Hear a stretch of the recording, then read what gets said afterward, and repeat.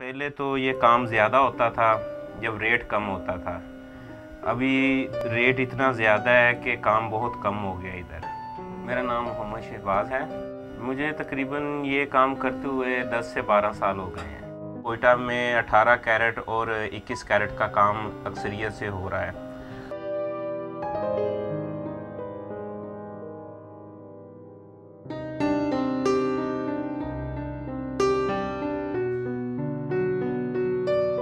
जो बिल्कुल प्योर खालिस सोना होता है, जिसको हम खालिस बोलते हैं, जो बिस्किट की शेप में आता है, वो 24 कैरेट होता है। उसके बाद उसमें आप जैसे जैसे मिलावट करते जाओगे उसका कैरेट नीचे नीचे गिरता जाएगा। 24 कैरेट कोई भी चीज़ नहीं बन सकती है, क्योंकि वो इतनी धात इतनी नरम होती है कि वो पहनते सारी टेढ़ा मेढ़ा हो जाएगा, वो ख़राब हो जाएगा। ये मैं आपके सामने काम कर रहा हूँ, ये सारा हैंडमेड काम है।